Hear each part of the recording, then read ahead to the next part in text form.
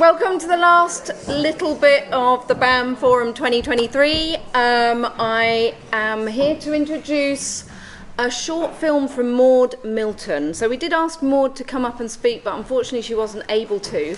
But in return, she has sent us a short film that has been made about her work for the tube stations of London.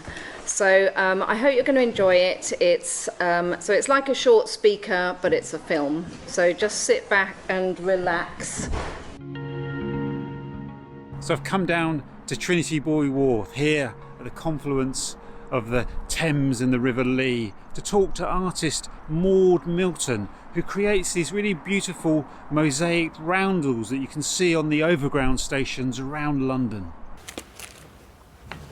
So the Roundel project so far, there's 13 up with 14 on its way, and then hopefully more.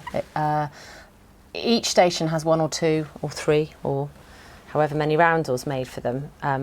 So they look like the sign, so they look really classic, but they're modern, they've got a modern twist to them. And they act like signage, but they're an artwork, and they're made by hundreds of people in the community, so they belong to everybody. And I really like that because the train, the public transport is so important to everybody as well, and it's celebrating and making the stations that little bit special. And they look beautiful from a distance, but when you go close up and you start reading the words, and some of the words and the things will make you laugh. Some of the things that they say are really poignant, especially at the moment. The Walthamstow Central ones have got quite a lot of lyrics from Andy Weatherall's Screamadelica, just what is it that you want to do? We want to be free, which was very poignant to make that in COVID times, because he lived in Walthamstow, so we celebrated him in the Walthamstow Roundels because he passed away in the February just before COVID. And Primal Scream recorded, Andy Weatherall produced, loaded in Walthamstow in the Bark Studios, I think it was. It's a classic sign, isn't it, the roundel? It's such a sign of London, it's such a symbol of London, the underground sign and the overground sign. It's been a real pleasure to work on them. It's been really, I'm used to doing street art and street mosaics, but there's something about the fact that it's got this format, and I can't change the format, but we can change things like how big the red is and how big the orange is, or we're going to do some that fade from red to orange because it's underground and overground, and we can play around with that. And each tile's unique. So the first one I did was for South Tottenham station, and we worked with the local secondary school and a local primary school, and the staff from the station came in to the school and worked with us. So that was one set of projects. There's three. There's South Tottenham, Upper Holloway and Gospel Oak. And the Gospel Oak one's lovely because we didn't realise that there's a story of an elephant that escaped from a circus, and someone made these fake blue plaques about the local history of the elephant escaping. And when we put the roundel up, they came out with this fake blue plaque from the station staff and showed us it. And we realised that we'd actually got an elephant in the Gospel Oak one by accident, so that's serendipity. And so there were three. There was Upper Holloway, Gospel Oak and South Tottenham. And then we also got a grant for the Borough of Culture. Walthamstow was the first Borough of Culture, so we put in a bid for 2 at Hymes Park, 1 at Chingford, Leighton Midland Road and Leytonstone High Road. And we worked with all different community groups. We did workshops in the park, in Jubilee Park, in the cafe, Kukulala Cafe, let us use their top room, so we had passers-by walking in. People come in and choose words to put in to the tiles and stamp them in, or make clay tiles.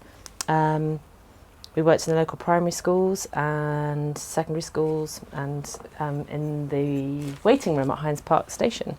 And I remember there was this one group of walkers in the park that were doing a walk. They were all cancer survivors, and they chose the word courage to put in to the, I think, Leytonstone one. And then we got another series of grants for the 2 Walthamstow Central and the 2 St James Street ones.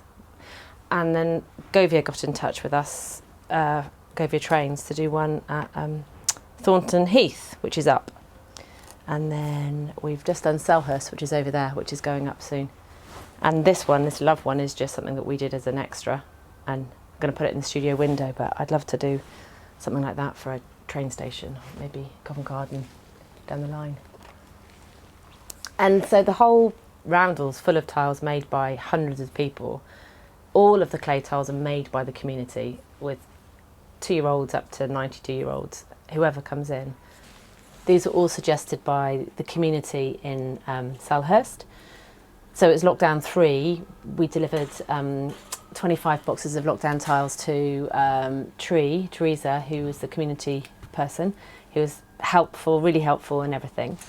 And she got the boxes out to the community, and then we had some boxes for the railway workers as well, for Max and for some of the people who work in the train station. And then they also, through social media and communications, people gave me words to make that were relevant to that area. So we have got Crystal Palace FC, Cosmopolitan, Community, Welcome, Compassion, the allotments, Samuel Coleridge Taylor, who was a musician. His name is based on Samuel Taylor Coleridge. It's very similar. Network Rail, Nurture, Glaziers, which is I think it's a nickname for the Crystal Palace FC. It's got some link. Together, Explore, 2021, Generous Creative, Parakeets, and that's just the middle green section. And then the whole of this section and this section are full of words too. Heroes, Caring, Reggae Sunsplash 1984, which was in Selhurst, Bats, Sergeant Matt Ratana, who was a local policeman who was sadly murdered not long ago, White Horse Road Park, Where Willows Grow, which is a tune that Samuel Coleridge Taylor wrote, and I think has got another relevance. Something's called it after the tune. Yeah, and then all these tiles are all made by the community too. So you've got some really good tiles. You've got smiley faces, you've got someone's grandma's buttons, butterflies, ladybirds, and so all ages did it.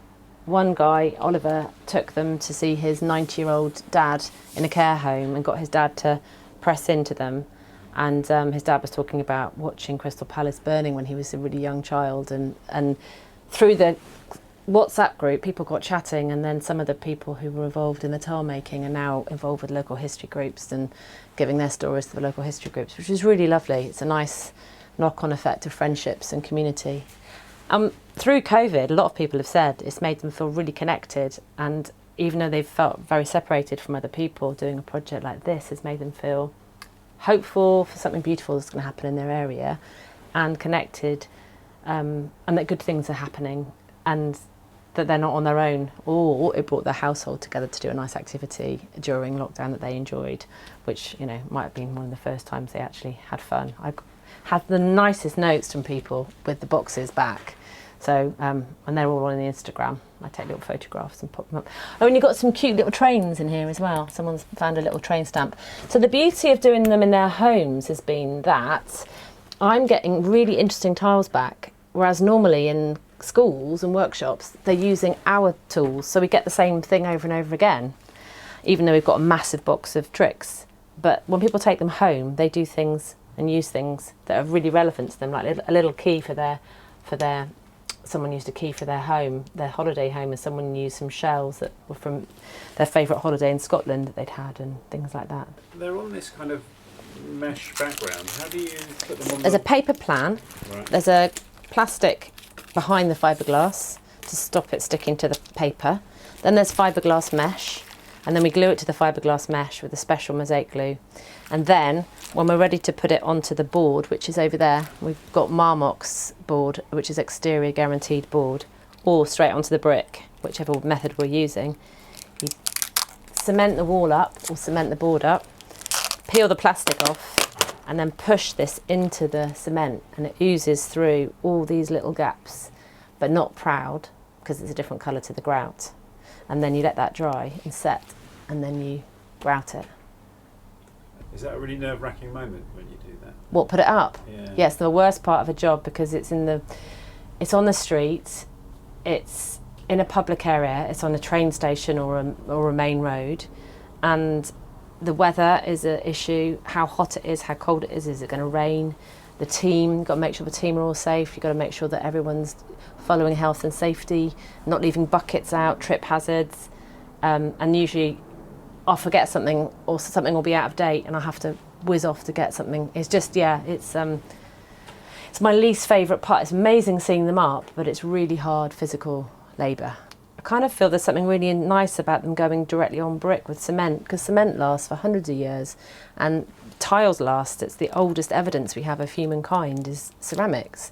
So if the brick, which lasts for thousands of years, is attached to the tile, which lasts for thousands of years, is attached with cement, which lasts for thousands of years, because we've got buildings made in cement by the Romans, then it's going to last. Whereas if you introduce a board, even if it's got guarantees, we don't know if it's going to last for 300 years or 200 years. Does it really matter? I'm not going to be around to see it. Will any of us be around to see it? But I quite like the idea, you know, mosaics are such an old art form and the materials last so long. Maybe when none of us are around, this will all still be on the wall. Don't know. Does it matter? One of the exciting things about doing these is that the different rail lines have different colours. So I have to test a whole load of glazes for a different rail line to get the colours for that. So this took a lot of testing to get the colours for Southern. And there's a few other companies that have been in touch and the colours would be different. So if the commissions come through, then I'll have to test lots of glazes for those lines. I know, Sam, what's the reaction been? Oh, the reaction's great. I mean, I had a really lovely post from Late in Life, I think, yesterday, and they said, you know, appreciation post, loving this mosaic, you know, making the station and the area more beautiful, and, you know, it's all in the detail. You have to go and have a close-up look. I get posts all the time on Instagram. People tag me in their posts, do videos. It seems to make people happy. They love the appreciation of their area. You know, people like little villages in London, isn't it? People's local stations. I've done a mosaic trail over the lockdown. I got a grant from the Arts Council to do a mosaic trail of the mosaics we've done, so that you can see them virtually on the website, on Artiface website. And we also did a little map, so in Walthamstow, because you weren't allowed to go out of your area. So I paid the designer to do a little map, and then the first people to go and see all of the mosaics that are on that map in Waltham Forest get a free mug. Ta-da! So they're selling them in the coffee shops in Perky Blenders too in the local area. But I've got 21 mugs to give away to the first 21 people over 2021 who see all of the mosaics and tag themselves in a photo. So the first person to win it was a snail, was a hand puppet called the Salubrious Snail, Mr. Snail. And he took photographs of himself, the glove puppet, by all the mosaics, which was really funny. And he came round and got his mug. So I just thought it'd be quite nice to give people something to do when we were all in lockdown and all you could do was walk. And the mosaics have come into their own with that too, because they're outside, they're free. So it's a work of art that's free of charge and accessible despite lockdown. So that's been really great, you know. You can't go to a gallery, but you can go and see some public art. And do you think these are going to spread all over London? Oh, I'd love to make more. Yeah, I've had requests to make them all over the place, but it's a question of funding, so somebody's got to pay for them. So yeah, I'm happy to make them for any station that wants them, with any community that wants them. Yeah, I've had some requests from various stations, but we haven't got everything in place. Take someone like, there's an amazing person called Avril in Thornton Heath, and she saw the Arriva Roundels and got in touch with me. She saw them on Instagram. Said, "Can we have one for Thornton Heath?" And I said, "Well, yeah, but talk to your manager." And she'd already done some community work with them, and she talked to the manager, and they said yes, and they paid for it. So I was really amazed. I never thought that was going to happen, but thanks to Avril, Thornton Heath happened, and then this happened as a knock-on from that. So it's always worth talking to your station manager, and you never know, they might have a fund, or they might have some budget for working with the passengers, and maybe that's what the passenger benefit fund is. I don't know.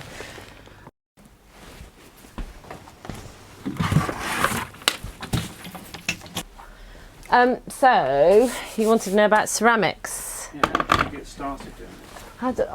I got interested in ceramics. I loved pottery at school.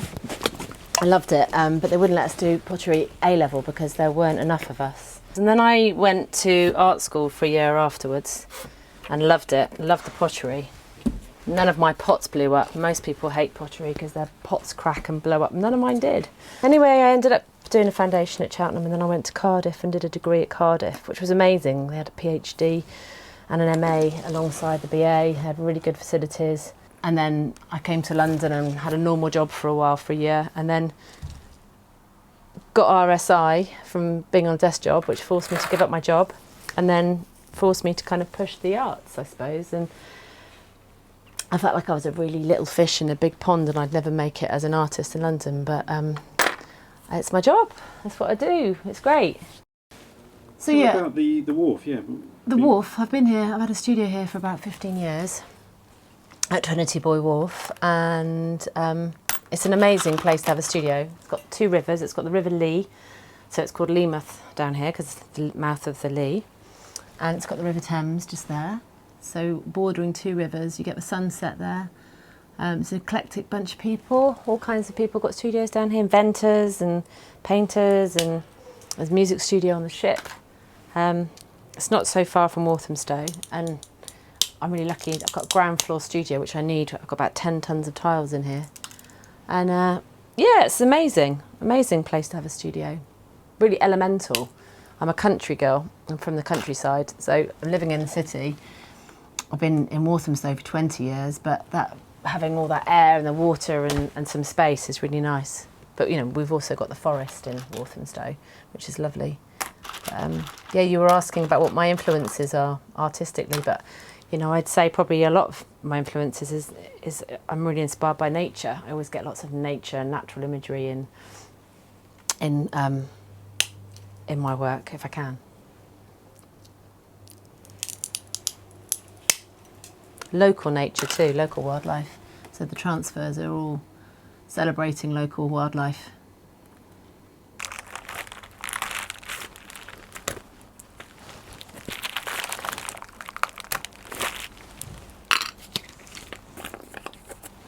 Yeah. So that's ready to go up.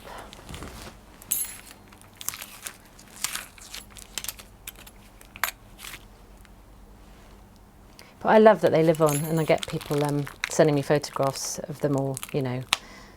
They see them on their daily commute, or the animal ones people tend to be more part of normal daily life. So I get people saying, I have to go and show my son the owl every time before his afternoon nap. He's learnt all his animals from them or something.